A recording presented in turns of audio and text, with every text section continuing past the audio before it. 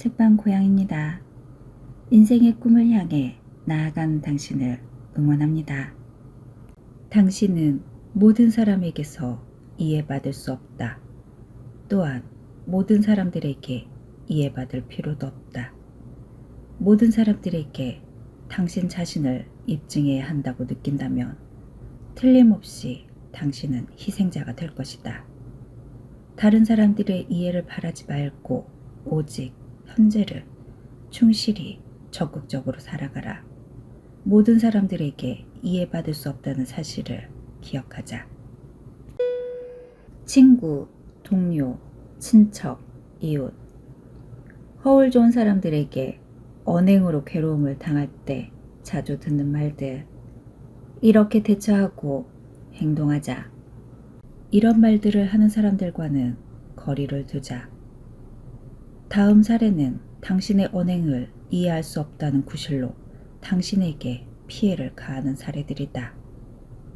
왜 그런 일을 하는지 나는 이해할 수가 없어. 이 말에는 당신이 하고 있는 일에 대해서 남에게 이해시킬 책임이 있다는 뜻이 들어있고, 또한 이해시키지 못하면 당신에게 책임이 있다는 뜻이 내포되어 있다.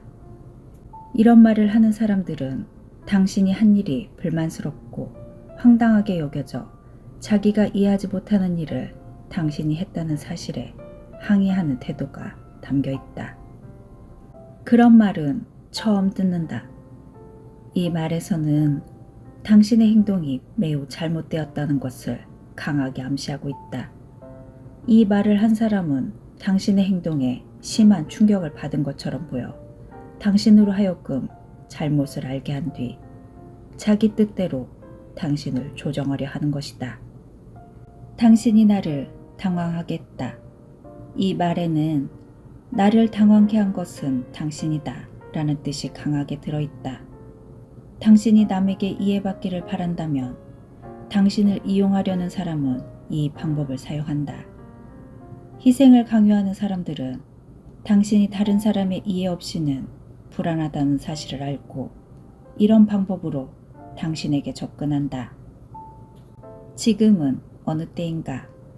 이 말에는 독서나 낮잠 등 당신이 여가를 선용하려는 것을 막을 수 있는 힘이 있다. 이 말에도 상대의 계획대로 당신을 순종시키려는 강한 의도가 담겨 있다.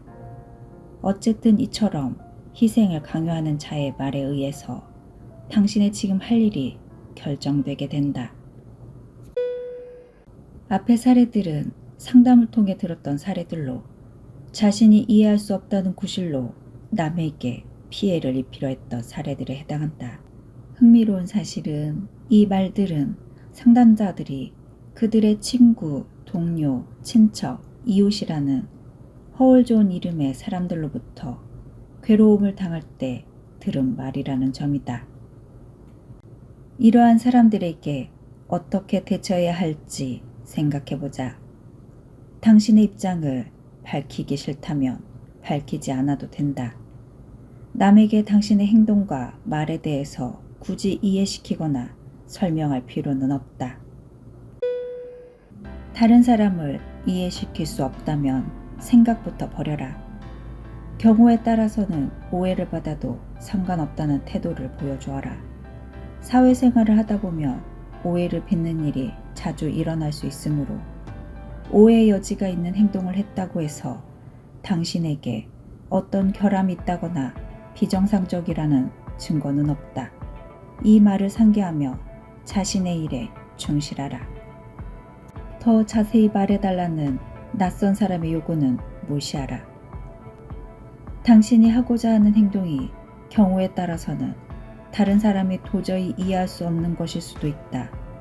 다른 사람이 이해하지 못한다고 해서 미안해하거나 부담 같은 것을 느낄 필요는 없다. 낯선 사람이 당신의 행동을 이해하지 못한다고 해서 자신을 포기해서는 안 된다. 필요하다면 상대방의 요구를 무시하라.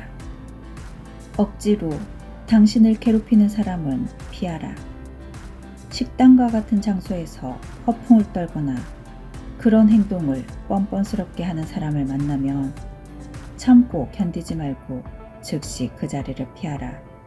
이런 행동은 당신에게도 좋고 야비한 행동을 하는 그 사람에게도 경고가 된다. 불행을 이야기하는 사람에 대해서는 내 탓이냐 말하라. 이렇게 말하면 상대방은 이제는 어쩔 수 없다고 생각한다.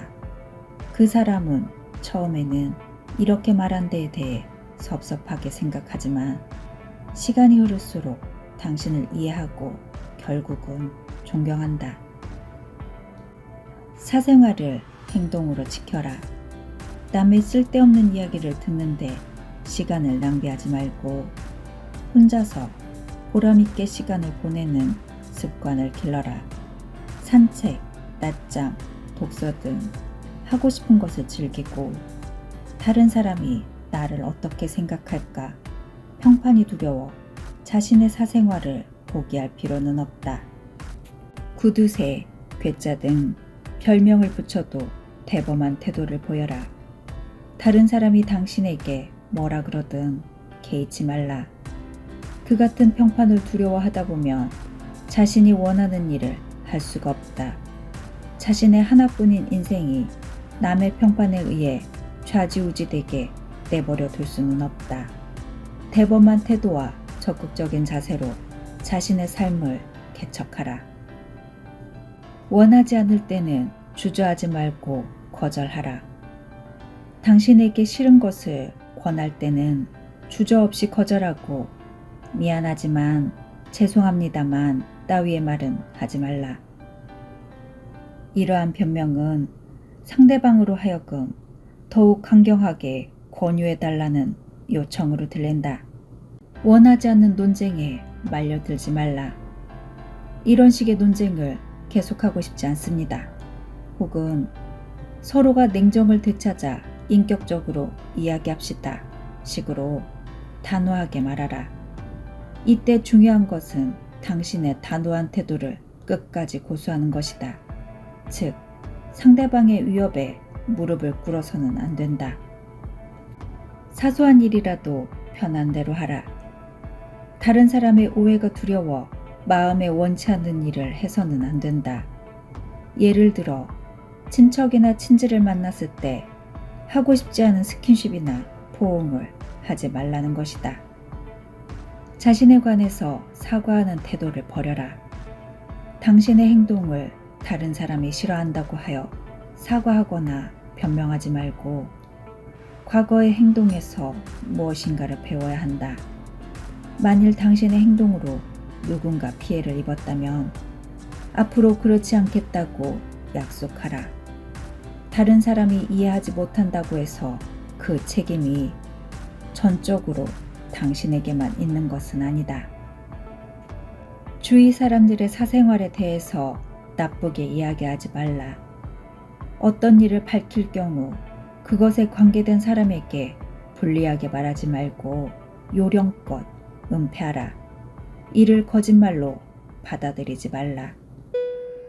책방 선비님들, 오늘은 알렉산더 맥도웰이 지은 잘 사는 게 최대의 복수다 라는 책에서 나는 성공할 수 있다 편에 담긴 나의 의지대로 살아가자의 내용을 담아보았습니다. 친구, 동료, 친척, 이웃이라는 허울 좋은 이름의 사람들이 당신을 위한다면서 사실은 당신에게 피해를 주고 있는지도 모릅니다. 상대가 하는 말을 잘 이해하고 간파하면 인간관계가 좀 더 쉬워질 수 있다고 합니다. 다만 유교 문화가 자리 잡은 한국에서는 이런 대처법을 강한 어조로 행한다면 이기적인 사람 내지는 예의 없는 사람으로 비춰질 수도 있습니다. 상황에 따라 격하지 않은 억양과 단호하지만 요령 있는 행동으로 실천한다면 당신에게 피해를 주고 있는 이들에게 대처할 수 있습니다. 오늘 하루도 행복하게 보내세요. 그리고 오늘 밤도 잘 자요. 책방 고양이였습니다. 여러분의 좋아요, 구독, 알림 설정은 제게 큰 힘이 됩니다.